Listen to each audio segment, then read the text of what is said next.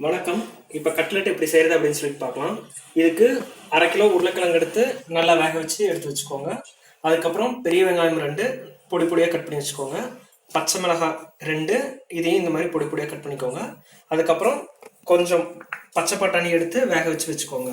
அதுக்கப்புறம் இதோட நம்ம ஆட் பண்ண போகிற மசாலா பொருட்கள் காஷ்மீரி சில்லி பவுடர், அதுக்கப்புறம் கொத்தமல்லி தூள் 1 tablespoon, garam masala 1 table spoon, அப்புறம் 2 டேபிள் ஸ்பூன் அளவுக்கு கார்ன்ஃப்ளவர் எடுத்துக்கோங்க. அப்புறம் உப்பு தேவையான அளவு. இது வந்துட்டு பிரெட் க்ரம்ஸ் கிடைக்கல அப்படின்னா ரஸ்க் எடுத்து இந்த மாதிரி பொடி பண்ணி வச்சுக்கோங்க. அப்புறம் எண்ணெய் தேவையான அளவு. இப்போ கட்லெட் எப்படி செய்ய போறதுன்னு பார்க்கலாம்.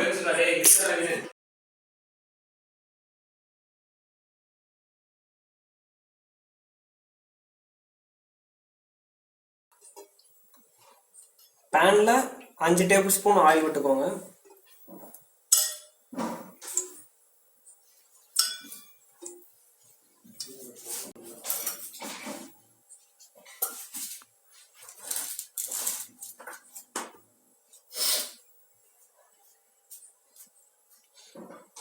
ஆயில் நல்லா ஹீட் ஆனதும் இதில் நம்ம கட் பண்ணி வச்சிருக்க கிரீன் சில்லி அப்புறம் ஆனியன் ஆட் பண்ணிக்கலாம்.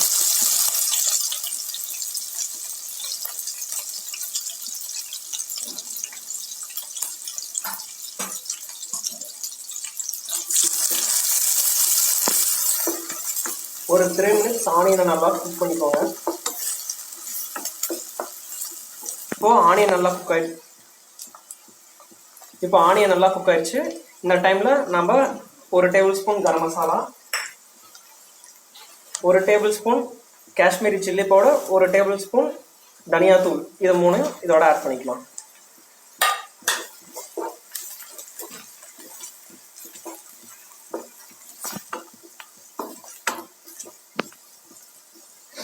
இதை நல்லா மிக்ஸ் பண்ணி விட்டுட்டு இதோட நம்ம வேக வச்சிருக்க பச்சை பட்டாணி,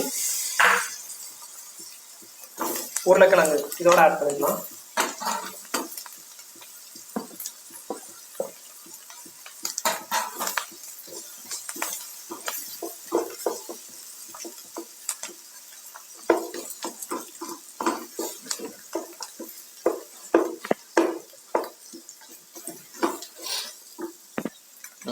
இப்போ இதுக்கு தேவையான அளவு உப்பு ஆட் பண்ணிக்கோங்க.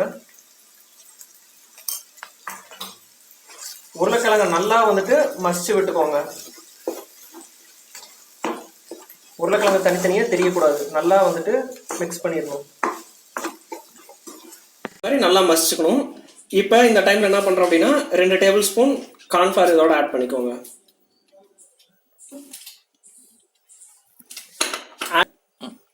2 டேபிள் ஸ்பூன் கார்ன்ஃப்ளவர் ஆட் பண்ணி கையால நல்லா இதை மசிச்சு விட்டுக்கோங்க. உருளைக்கிழங்கு எதுவுமே தனித்தனியா தெரியக்கூடாது.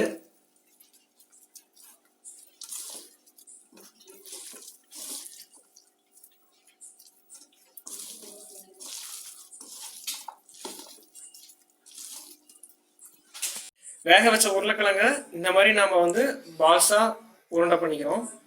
இதை வடை தட்டுற மாதிரி தட்டிக்குவோங்க.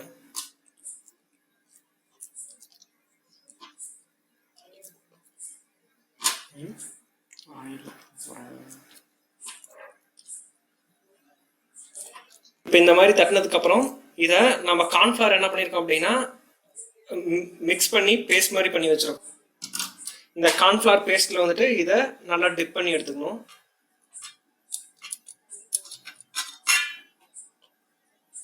எடுத்து இந்த மாதிரி பிரெட் க்ரம்ஸ்ல எல்லா சைடும் பிரெட் க்ரம்ஸ் நல்லா ஸ்ப்ரெட் ஆகிற மாதிரி தேய்ச்சி எடுத்துக்கோங்க. இது வந்துட்டு ஆயில் வந்து நல்லா ஹீட் ஆயிருக்கக்கூடாது, மீடியமா ஹீட் ஆயிருக்க டைம்ல இந்த கட்லெட்டை நாம பொரிச்சு எடுத்துக்கலாம். நீங்க வந்துட்டு இதை டீப் ஃப்ரையும் பண்ணலாம், இல்லைன்னா ஷாலோ ஃப்ரையும் பண்ணலாம். அதை வந்துட்டு உங்க விருப்பத்துக்கு தகுந்த மாதிரி நீங்க ஃப்ரை பண்ணி எடுத்துக்கோங்க.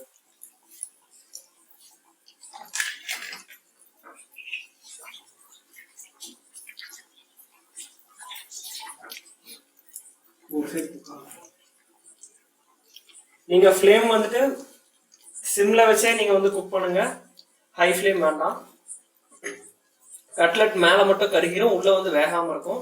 அதனால சிம்ல வச்சு ஸ்லோவா குக் பண்ணுங்க. நல்லா கோல்டன் ப்ரௌன் ஆகிற வரைக்கும் குக் பண்ணணும். ஒரு சைடு குக் ஆனதுக்கு அப்புறம் இன்னொரு சைடு நம்ம திருப்பி போட்டுக்கலாம். இப்போ ஒன் சைடு குக் ஆயிடுச்சு, இன்னொரு சைடு வந்துட்டு நம்ம திருப்பி போட்டுக்கலாம்.